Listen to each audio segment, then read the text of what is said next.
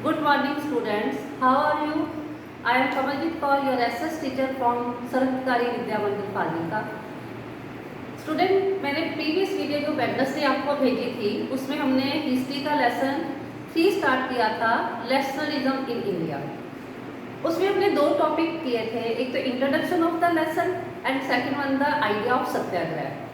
और महात्मा गांधी ने 3 सत्याग्रह मूवमेंट्स जो हैं वो लॉन्च किए थे।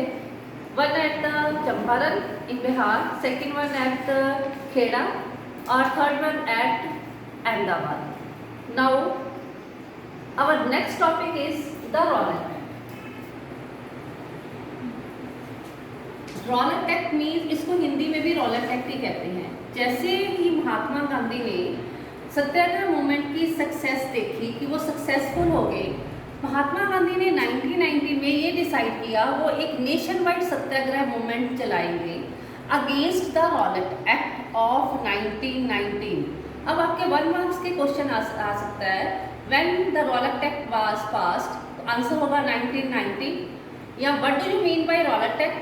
ये एक ऐसा एक्ट था जो बहुत ही जल्दबाजी में पास किया गया था, हर्डरली पास किया था इंपीरियल लेजिस्लेटिव काउंसिल में। इंपीरियल लेजिस्लेटिव काउंसिल मतलब जिसमें सारे ब्रिटिशर्स मेंबर्स थे, इंडियन मेंबर्स भी इसमें थे। उन्होंने इसको अपोज किया था कि आप रॉलेट एक्ट पास मत करो। कारण क्या था इसमें? इस रॉलेट एक्ट में जो गवर्नमेंट थी, गवर्नमेंट के पास एनॉर्मस पावर्स आ गई थी। एनॉर्मस का मतलब होता बहुत ज़्यादा पावर्स आ गई थी कि वो जो पॉलिटिकल एक्टिविटीज़ थे, मतलब जो राजनीतिक कोई भी गतिविधि करता है उसको वो रिप्रेस कर सकती है। रिप्रेस मतलब ख़त्म कर सकती है, दबा सकती है। और जो पॉलिटिकल प्रिजनर्स थे, जो राजनीतिक कैदी थे, उनको बिना डिटेंशन किए, बिना उन पर कोई भी मुकदमा चलाए, वो 2 साल तक उनको डिटेंशन कर सकती है। डिटेंशन का मतलब होता है ये जेल नहीं होती, it is not a prison. ये घर में ही उनको निवारक नज़रबंदी कहते हैं इसको। उनको घर में या किसी एक प्लेस पर उनका कोई भी एक्टिविटी पर रोक लगाई जाती है, वो बाहर नहीं जा सकते। अगर उनको कोई मिलने आता है पूरा उस पर चेक किया जाता है। तो मैं दोबारा रिपीट करती हूँ, रॉलेट एक्ट में क्या था, गवर्नमेंट के पास एनॉर्मस पावर आ गई थी कि वो पॉलिटिकल एक्टिविटीज़ को रिप्रेस कर सकती है, और जो पॉलिटिकल प्रिजनर्स हैं बिना मुकदमा चलाए, ट्रायल चलाए 2 साल तक उनको डिटेन कर सकती है। अब महात्मा गांधी को लगा कि ये जो रॉलेट एक्ट है इट इज़ नॉट गुड, मतलब ये इतना ज़्यादा दमनकारी था कि उन्होंने इसके against non violent civil disobedience movement चलाने की सोची कि अब इसको हम अबे नहीं करेंगे क्योंकि ये अनजस्ट लॉ था। इसके लिए उन्होंने क्या किया कि 6 अप्रैल को हम नेशन वाइड एक हड़ताल करेंगे। हड़ताल का मीनिंग तो आपको क्लियर ही होगा कि सब कुछ बंद करेंगे। 6 अप्रैल को नेशन वाइड हड़ताल स्टार्ट हुई।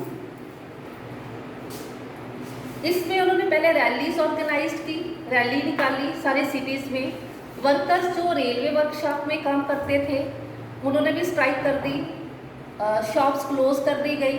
अब जब ब्रिटिश गवर्नमेंट को लगा कि ये अपसरद हो रहा है, विद्रोह हो रहा है, तो अब उन्होंने जो लाइंस ऑफ कम्युनिकेशंस थी जैसे रेलवेज, टेलीग्राफ, उसको भी हमारे जो नेशनलिस्ट थे उन्होंने उसको भी डिस्टर्ब किया। अब ब्रिटिश एडमिनिस्ट्रेशन को लगा कि नहीं, इस चीज़ को दबाना चाहिए, ख़त्म करना चाहिए, नहीं तो ये बहुत ज़्यादा वाइड स्प्रेड हो जाएगा, व्यापक हो जाएगा। इसके लिए उन्होंने क्या क्या किया, ये भी क्वेश्चन आ सकता है। What were the steps taken by British administration to repress the nationalist? Local leaders को उनके घरों से पिक किया गया, उठाया गया, खासकर अमृतसर से।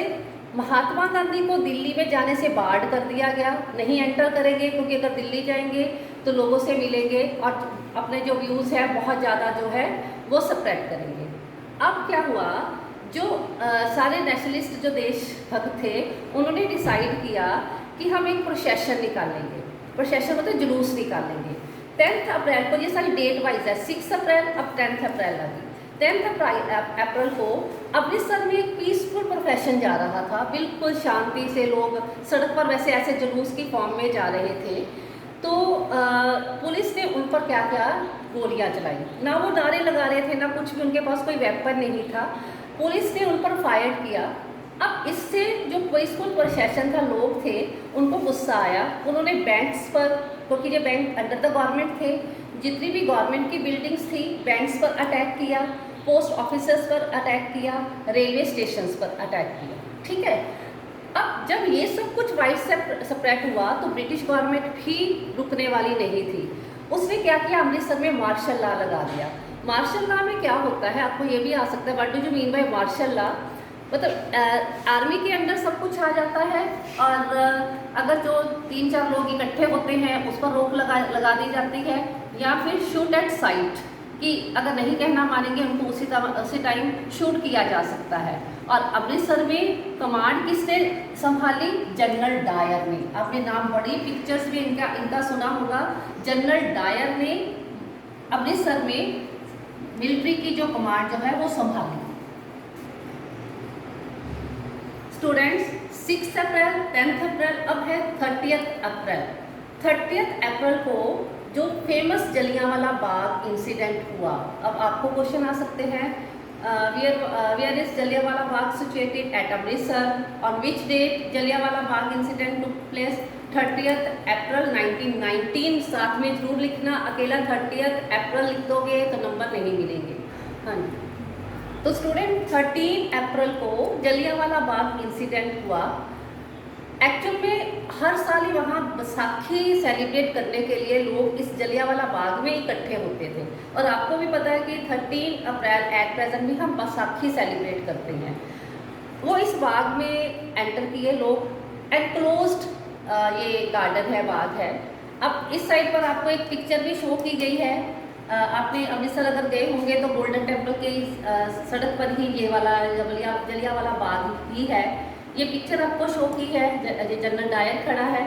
इसका एक ही एंट्रेंस गेट है, एक ही एंट्रेंस गेट है, एंड ये एनक्लोज्ड है। एनक्लोज्ड का मतलब इसके आसपास ऊंची ऊंची दीवारें बनी हुई हैं।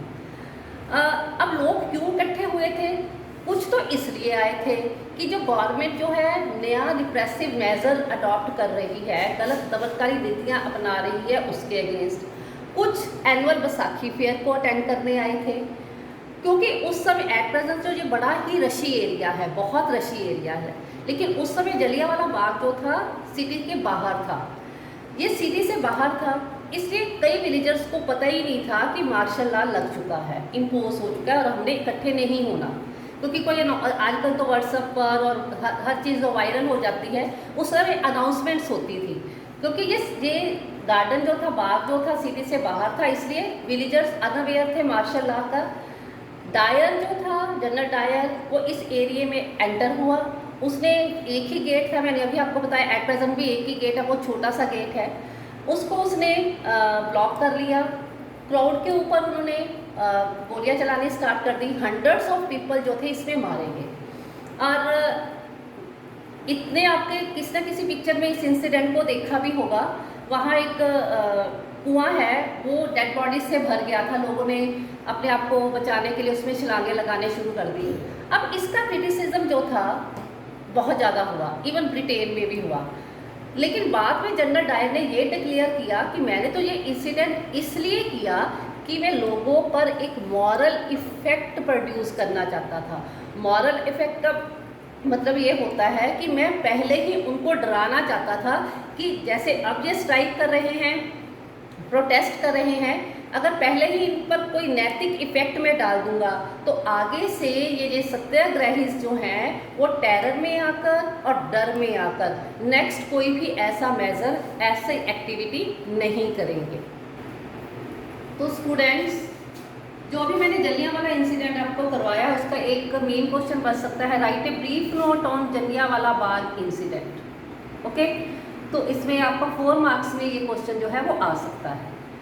जैसे ही जलियांवाला बाग की न्यूज़ जो है स्प्रेड हुई तो जो गुस्से में आकर जो क्राउड थी, भीड़ थी, खासकर नॉर्थ इंडियन टाउन्स में जैसे अमृतसर इधर वाली साइड पर, वो सड़कों पे आ गई, स्ट्राइक्स करनी स्टार्ट कर दी। क्लैशेस हुए। क्लैशेस किस किस के बीच में हुए? पुलिस में और सत्याग्रहियों के बीच में हुए। गवर्नमेंट बिल्डिंग्स पर उन्होंने अटैक किया। अब नेचुरली ही ब्रिटिश गवर्नमेंट थी, चुप करके तो बैठने वाली थी ही नहीं, तो ब्रिटिश गवर्नमेंट ने इसका रिस्पॉन्ड बड़ा ब्रूटल रिप्रेशन किया। ब्रूटल रिप्रेशन का मतलब दमनकारी रीति, बहुत मतलब जिस तरह से भी मर्जी है इसको इनको डराना है, इनको ख़त्म करना है।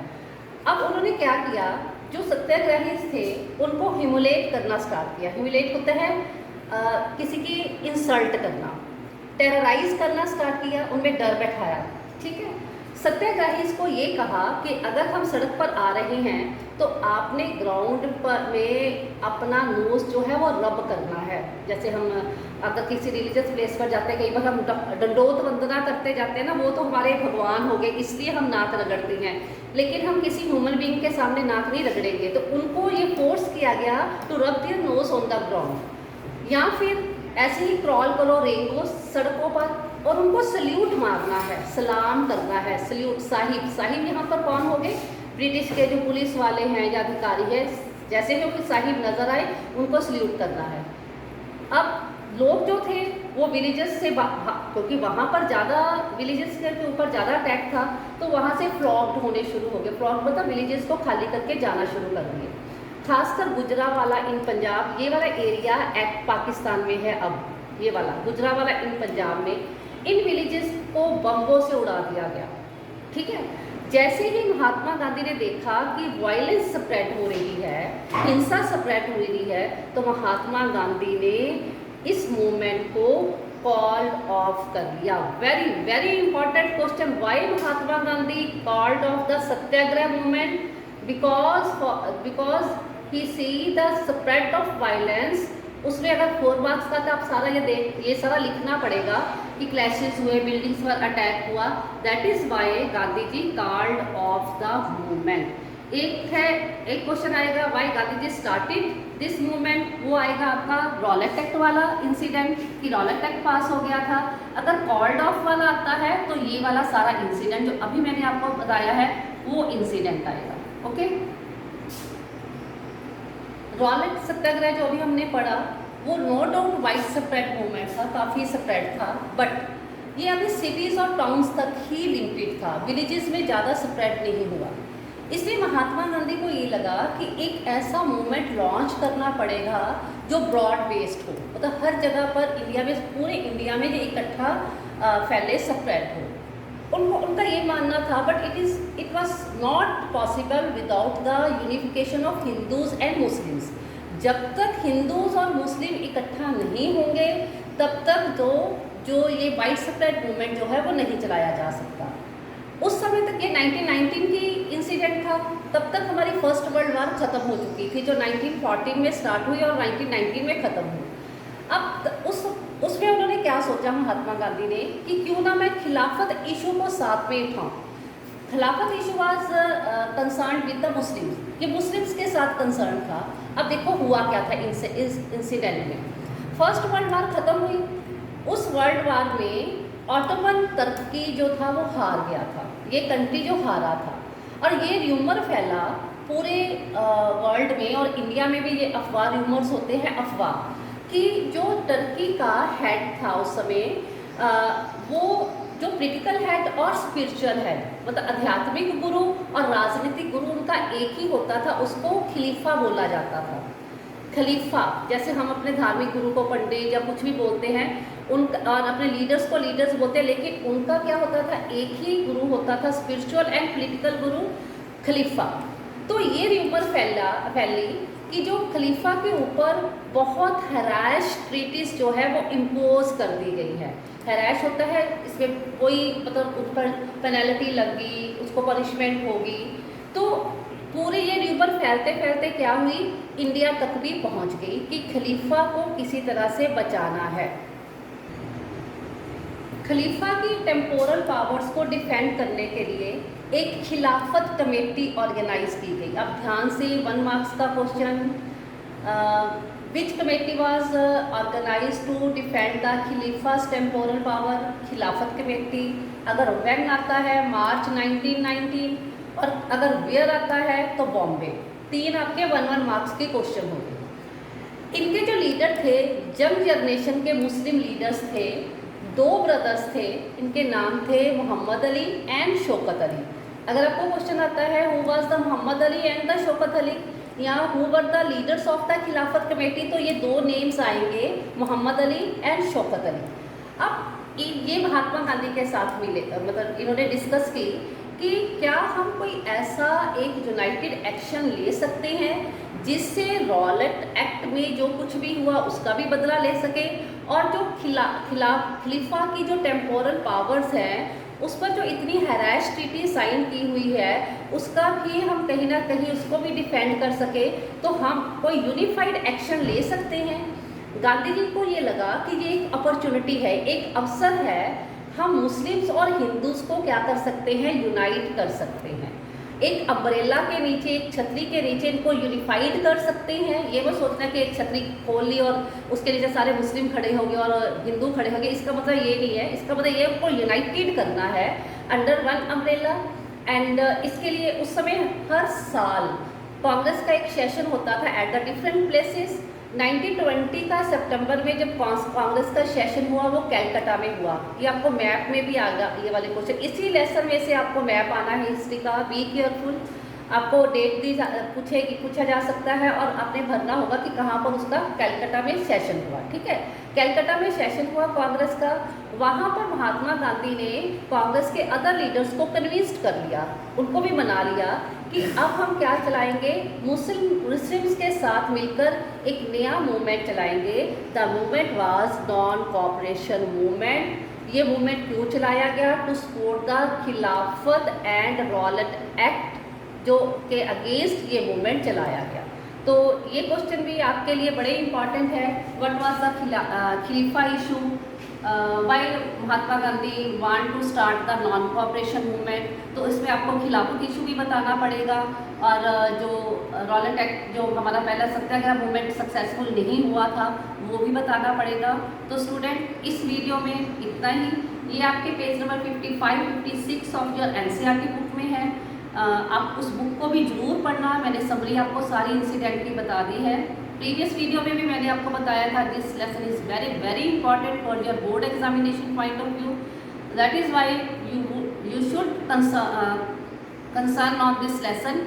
I will send one PDF और वो क्वेश्चन आप अपनी नोटबुक्स में लिखना और उसको याद करना। Okay, stay home, stay safe.